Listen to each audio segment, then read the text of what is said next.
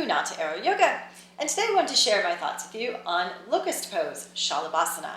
How to do it in the hammock, why to do it with the hammock, and how it helps us in the grander scheme of life. These are all big, lofty ideals, aren't they? Let's take a look. So first I'm going to show you on the floor, just in case you're unfamiliar with the position or aren't certain which one Locust or Shalambasana is. So here we go. I'm on the ground.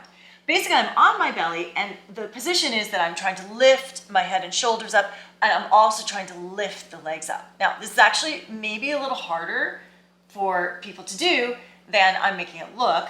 Essentially, what winds up happening is I want to try and engage the hamstrings and the gluteus muscles, but if I'm maybe a little limited or compromised in my flexibility, or if I don't have the strength, maybe these muscles are a little weak, or if I just have never really used those muscles, I don't really know how to access them, then what happens is people will bend the knees, right? I see my students will bend their knees. I'm maybe over-exaggerating a little bit, but only a little bit. So with this position, it feels like to the mind that, oh yeah, I'm lifting my legs because the feet are high and the head is high, but I'm actually not getting into where I need to be able to have this position work for me.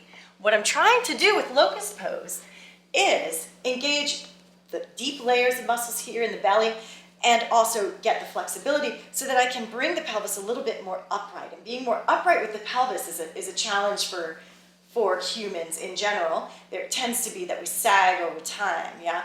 Either this way, right, like sort of sticking out the butt like that, or even this, right? Being upright is challenging. So developing those muscles and continually working on that strength and opening up some flexibility right here is actually quite important for us. So let's take a look at the hammock and the hammock version and how we can get this to help us. Okay, so I'm going to place it, first of all, right in that hip crease area. I'm going to fold over the hammock, and just doing this is not helping because the hammock is trying to actually get me to fold there instead of open up there. So I take my hands up, higher up the hammock, so I hold on with my hands, and then I don't necessarily have to be very strong or flexible to keep my head and chest lifted.